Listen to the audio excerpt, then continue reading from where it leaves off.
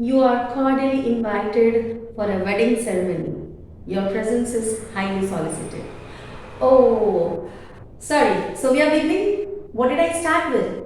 I am inviting you to a wedding ceremony. So today our topic goes on with invitation. So good morning everybody. Welcome back to the English learning class with Pallavi. So here we are going to begin a fresh topic, that is invitation. Normally whom do we invite? Anyone for any celebration, our near and dear ones, unknown persons also, to just have a collaboration with them or to make new friends. We invite to it can be a housewarming party, it can be a birthday celebration, it can be a wedding of your daughter or your son, or a opening of an event, any special occasion where we need our near and dear ones to join us and have fun. So, my dear friends, today's topic is invitation. As I have already informed you, an invitation is sent to near and dear ones on the occasions such as marriage, birth celebrations, etc. It is formally extended to general masses for public events or functions. That means not only your family functions, but also we can say that if we are going to have or we want to invite a group of people for the opening of, suppose I am going to open a company or I am going to open a factory or any institution, there if I need my near and dear ones and the unknown people to join me in my special occasion, I may be giving an invitation to you, because without invitation no one likes to come. So what are the points that we should remember while preparing our invitation? That is point to remember. Okay? Okay. So what are the points that you should remember? Since this is for the English writing skill part, so we need to show everything perfectly on the pen and paper, please. Otherwise, you are not going to score good marks. So what are the points you should remember while preparing an invitation if you are asked in an examination? The first point goes in this like this: to be written in third person. Now, being a student of grammar, if you have attended all my classes or if you have gone through my videos, I think you must be aware of what is third person. I shouldn't repeat it here. Second one is no abbreviation to be used, and the tense should always be in simple present tense. Each entry to be mentioned in a separate line. Don't make your essay there. Compositions are not allowed in the invitation. Remember, my dear students. So what do you mean by separate line? For example, the name of the person or the persons who is or who are inviting. That means the host we can say. Formal expressions like request the pleasure of your company, make it little bit cool. That means a very soothing line. We request, or your presence is highly solicited, or we are eagerly waiting, or your presence matters a lot. Many sorts of lines are there like that. Next, time and date of the event. For what are you inviting them? And where are they supposed to reach? Everything should be mentioned clearly, but remember children, separate line, don't make it in a essay style. And purpose and occasion of the invitation. Why have you prepared that invitation for those people? That also needs to be given. That means the purpose and occasion of the invitation should be mentioned clearly. So at the end of your invitation, you must have seen the word RSVP. Many of my students ask, ma'am, what do you mean by RSVP?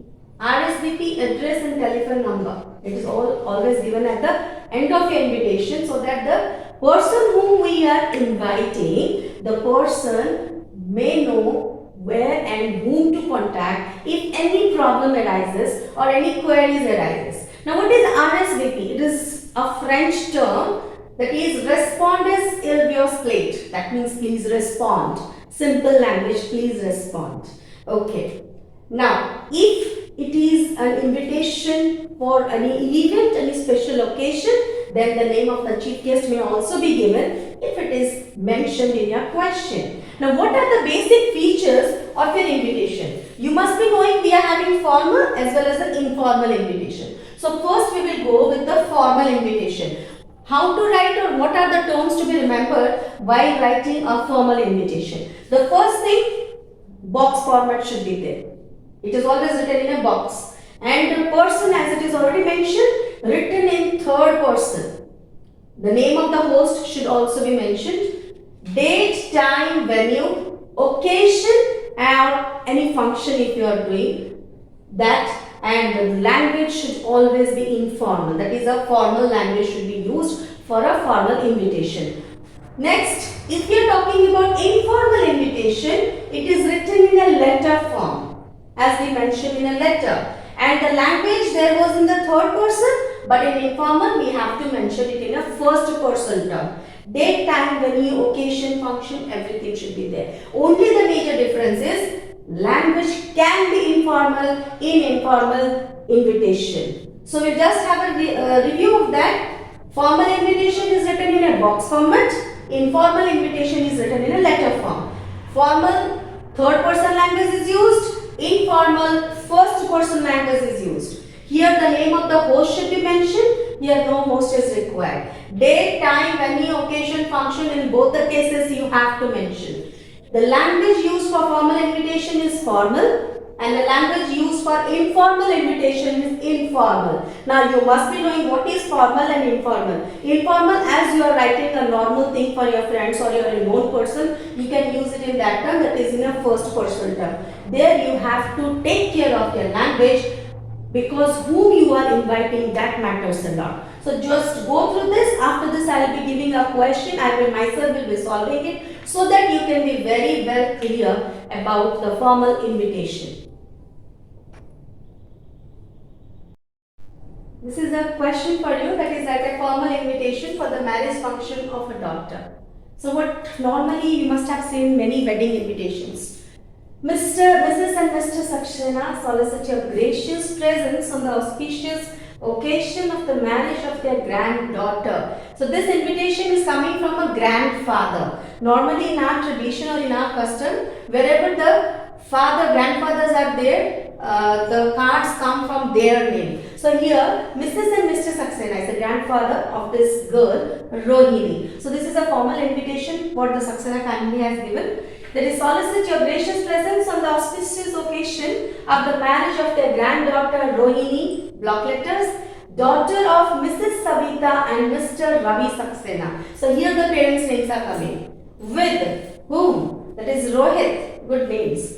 Son of Mrs. Ruma and Mr. Rohan Saxena on, as I have mentioned, date, time and venue. Date 25th July 2021. Time at 7:30 p.m. Venue red carpet party lawn, Navin Bihar, Delhi 110041. After that, who is there? Who is the host of that invitation or who is inviting?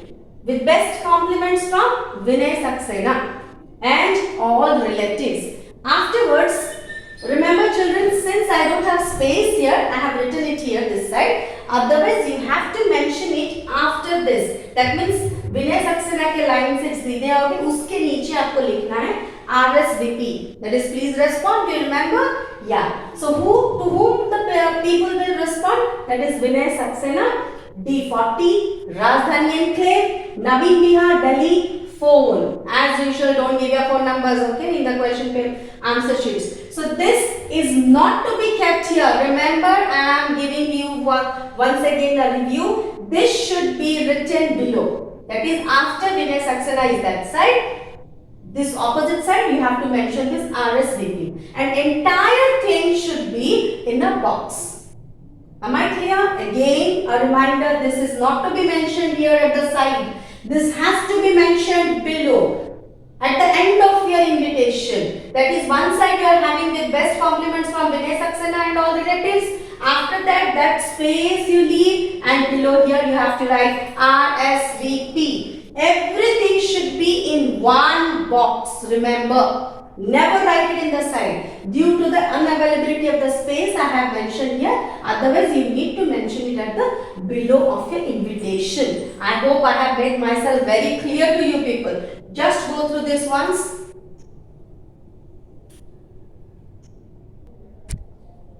So this is all about your invitation part, and this was a formal invitation. What I have given you the example. Informal, you people must be remembering. I told it should be in the first person, and you have to write it in a letter form. This was in a box format, third person. That will be in a letter form, and you have to write it in a first person, and all other things have to be same. That is date, time, venue. No box required. Only in this invitation, formal invitation, the box format is there. In that case, you have to write it in a letter form. So with this, we conclude the invitation part. In the next video, I will be teaching you how to reply the given invitation. Suppose you have a problem or you have any other adjusted appointments or engagements and you are not able to attend the thing, how you are going to reply. Those things, that is a reply or the acceptance or the denial, everything will be uploaded in the next video. I am going to show you it in the next video. Till then,